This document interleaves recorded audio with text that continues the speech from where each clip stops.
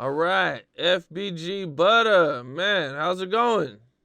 You know, everything. I'm blessed and highly favored by the gods or whoever.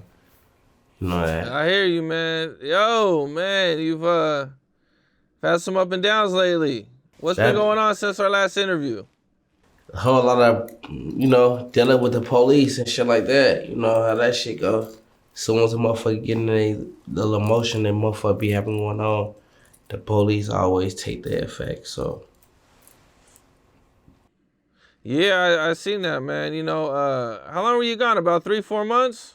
like 4, 5, it was really like 4.5, almost 5 months. But I touched back on some unexpected shit. Shout out to my lawyer.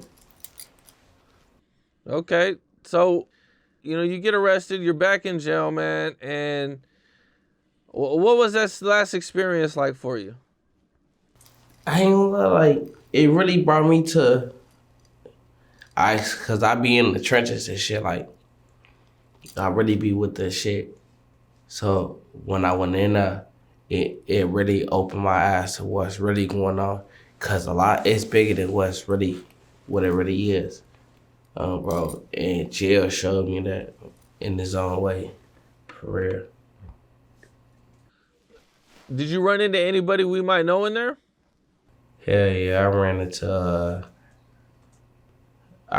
a couple people, few people. Bro, I ran to a pre-boy, and I ran to Rose. And one of my last interviews, I fucked up and said I ran into motherfucking Driller, but it was Rose for sure. I seen you speak on people thinking that you got jumped or something in jail. What all happened with that? Yeah, that shit that happened. Not period. Not at all. I don't be getting touched, bro. I really got the religion. And I be chasing that shit on grandma, my dad. I be chasing that shit on my dead father, my dad. Did you run into any ops when you were locked up?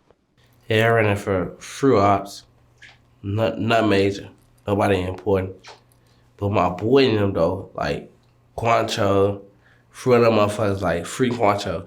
Quancho ran to Boss Top and them thought that shit. Bro, Boss Top, I ain't chasing that shit around. Oh, he bang himself. Shout out to my boy, cause phone them really be getting crazy. They be getting real crazy. Did you have any problems or any jail fights or anything go down in there? I had a fruit on, bro. I ended up like out west people, bro, chasing that shit, bro. And I'm really from the trenches, so I really get wild. Little shit. What do you think was like your worst fight when you were in there, man? Worst fight? I ain't had no worst fight, cause I was winning them bitches, bro. And I was putting them bitches on people, on my dead grandma. Putting that bitch on them motherfuckers just like I'm in the world. Putting belt to ass. I don't play that shit. I'm not a goofy. I don't fuck with goofy shit happen to goofy people. I'm not no fucking goofy, so goofy shit don't happen to me. Not period. Not at all. How were you treated in there? Like, what are they, you know what I'm saying? Do they treat you good? Were they like, oh, it's Butta, you know what I'm saying, coming out, kind of talking a bunch of Of shit? Or, course. you know what I'm saying? Motherfucker, that's Butta. Woo, that's dude. And I do that. And that's me. My dead sister, so when motherfuckers see me, they know what's going on. My grandma. And if you a face, it's get like that. My dear sister, I ain't getting no pass to no nigga that's. If you one of those, we get like that. My sister Gray. Period. I don't mean no kappa with no kappas. Bro. Not period. For sure. Yeah. Well, one of the things that recently came out was some body cam footage in there of you being interrogated. I believe it was from the time when you got caught earlier last year. Yeah, with that bitch on me. For sure. But it wasn't on me. But that bitch was near. Bro. Lil' bro. RP gang. That was his scrap. He made sure that bitch was there so I'd be protected. But that's a whole nother scenario. Yeah, so You know what I'm saying? You got picked up for that, man. The interrogation video comes out, man. And there's been a lot of interrogation videos from I Chicago bought out on artists. that too. I was down on bond for that for 100K too. Oh, bro, $1,000,000 deep bond for sure. Look it up. Oh, bro, yeah, I was out in like 3-4 days. I went in custody no longer than that for 100K. So I stand for what I stand for. I get what I get, bro. I like money, so. How do you feel about all the videos coming out? And it just seems like somebody's leaking all these videos, like maybe they're trying to get dudes in Chicago tripped up and everything. That 6ix9ine, he paying that money to get motherfuckers caught up. But my shit's straight. Bro, when it come to shit like that, my shit be straight. I ain't got shit to tell to it. On my grandma. Y'all keep paying for them videos. Y'all keep paying for them body camera footage. Bro, that shit don't do nothing but help me get money and show the world what I've been trying to show them. I ain't no motherfucking mice or no rat. Bro, I ain't got shit to tell them fuck. Fuck's great. Let's just be that. For real, for real. The biggest one to come out, or the one that kind of make the most noise and really kind of caused a lot of controversy, was the TYMB Fefe leaked footage. Nah. Yeah, you know what?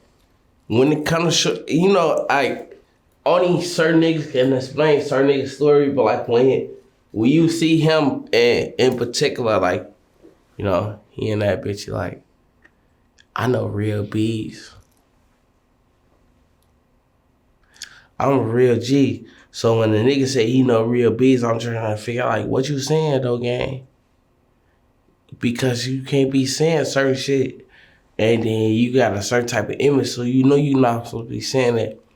So, and then he'll probably try to blame it on his broke days. Cause he looked fucked up in that video, again. Look at him. He looked fucked up. So, I don't know what it might be. Bro, and they get everybody money. So now he on a certain type of platform. He got a certain type of image. He who he is, or whatever the case might be. But that shit look bad though. Yeah, that shit look super bad. On gang. My name good though. On gang. My shit be good. That shit, his shit, that shit look bad though. Bro, he said he know real beats and shit like that. You can't be saying shit like that when you a real nigga. Bro, cause that shit get sticky.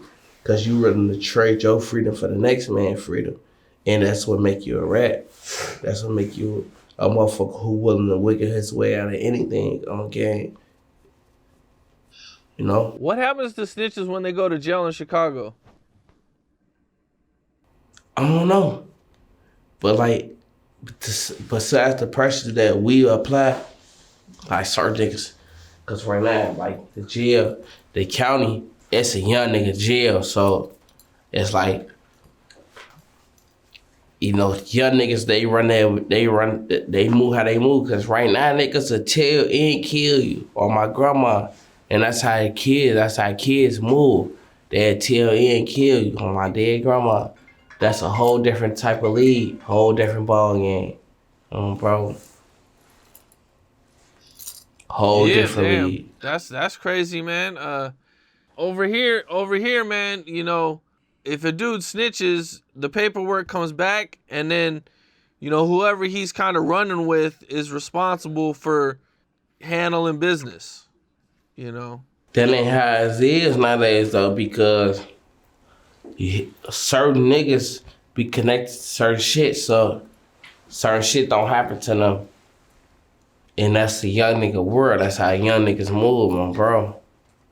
So the main thing is motherfuckers gotta be cautious, to be mindful of who people dealing with, because it's a two-faced world. Everything is presented in a certain type of way, because what's right, a person will do what's right, and be considered done what's wrong, but in a lot of ways it was done the right way. And the nigga who did it the wrong way, a motherfucker embraced them in a way as in they did it the right way when it went, because it's codes and all type of shit to different ways of life. So people gotta be mindful of the people they deal with, for sure. Well, a big story came out in the newspaper in Chicago, and it actually kind of first broke on the internet a couple weeks ago. Some FBI documents were released claiming that they have an informant who is telling them that King Von had a $100,000 bounty on FBG Duck. And that's actually what happened. You know, you gotta blame it on dead people, bro. Dead people can't go to jail. So yeah, that's what makes sense. Were you surprised when you seen those headlines? You know, a lot of shit surprised me nowadays, bro, because a lot of shit that don't supposed to happen. So a lot of this shit is surprised. So not really. You know, when they raided O Block and everything went down, man, you know, what was your first reaction when you seen all of this? Shit get real. It get sticky both ends, because not only because they took them in, but then you gotta think about it, when it comes to a RICO act, it become a both sides situation. So a lot of us become in jeopardy too. So, you know, that situation in particular, I can't speak on, and it kind of make me uncomfortable, because ain't no telling what they'd be willing to give up for their freedom. Who. One thing that did happen after the dudes got arrested was I interviewed a lawyer, and he had mentioned that the FBI is like openly investigating Chicago gangs and looking for these RICO cases. And after that, I think just a few weeks, maybe a month after that, some dudes from out west got a RICO case too, man. I just kind of feel like the feds are kind of involved for no reason. Like, it doesn't make no sense to me why the feds are even involved in all this street shit. Cause that shit get real. And it get real sticky for people, bro. And it's a lot of people trying to get home. And these people are sacrificing other people. They swapping their freedom out for another nigga freedom.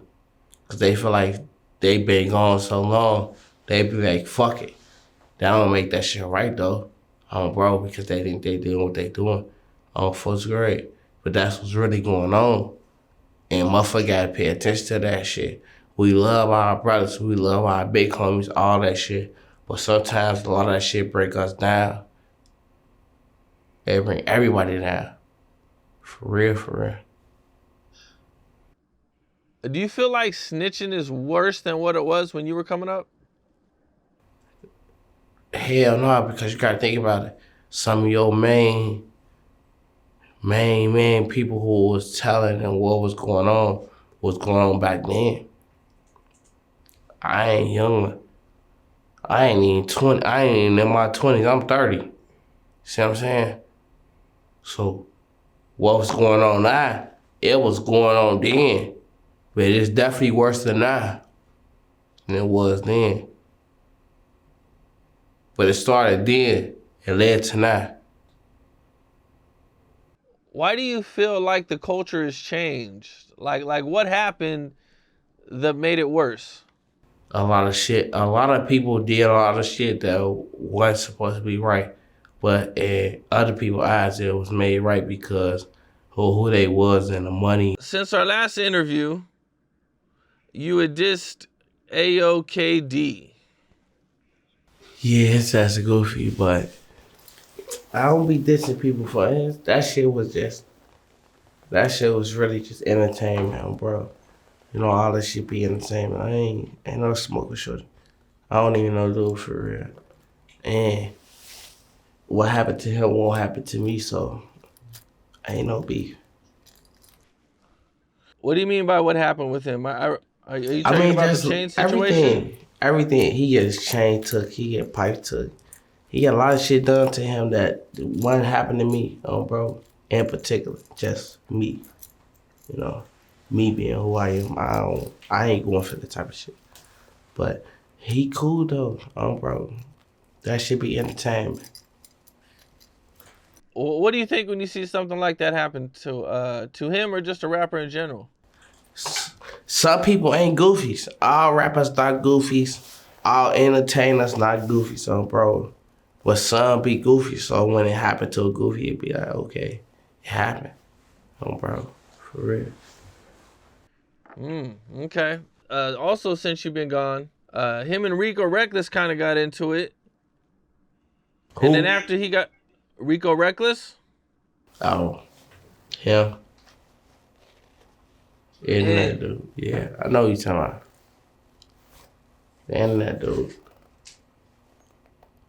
For sure. That's him.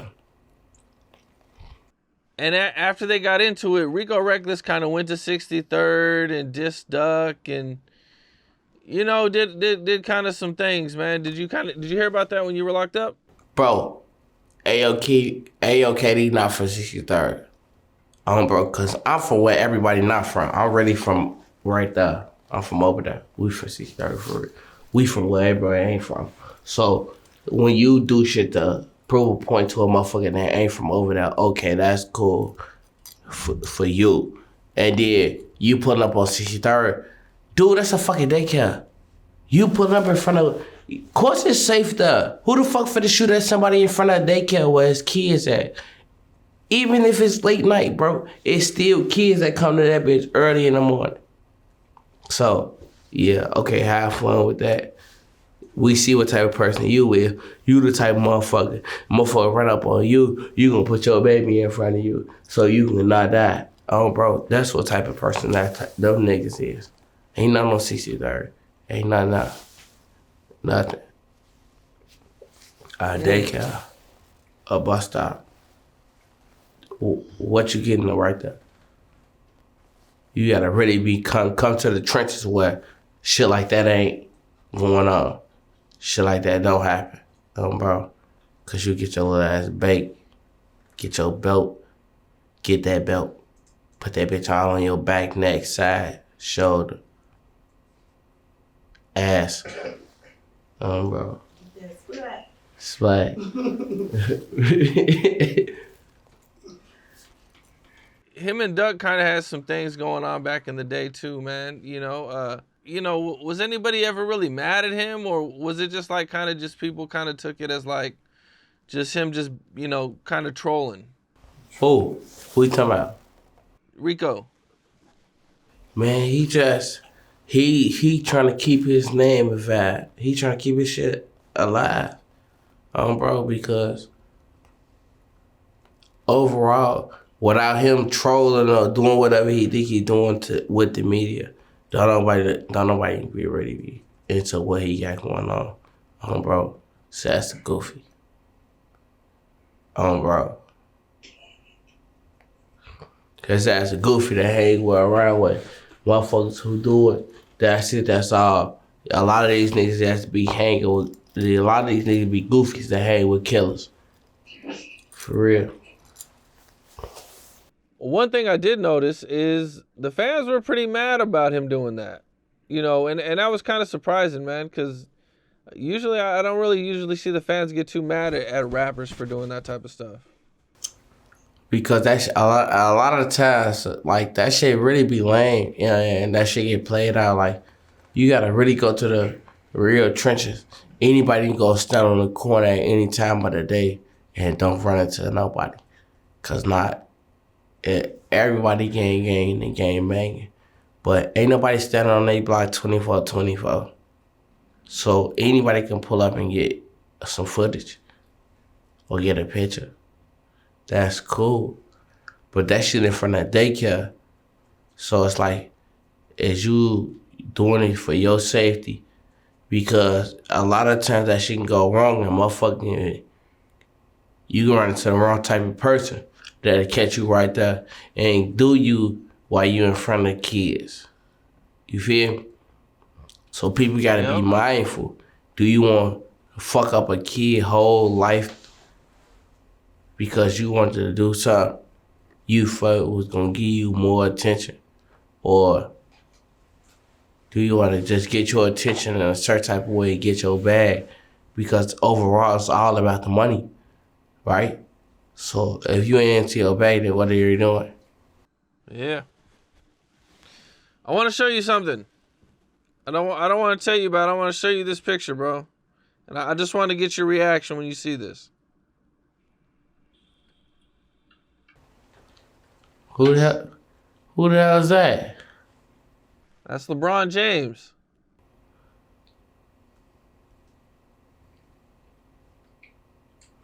Oh yeah, he from 6'3". Well, they say he's throwing up GD. I mean, I think they just put the headline on that, just to get some clicks or whatever. You know what I'm saying? But that, what's it look like he's throwing up right there? Yeah, like he throwing the forks up in a way. That's cool too. They really love all his kids, so bro, we all love. It's kind of surprising to see LeBron throwing up or doing stuff like that.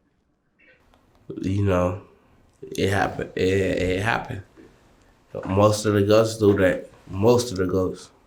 I think there's been other celebrities too, man, that have been caught throwing up GD and everything. Yeah, you got It's a lot of people.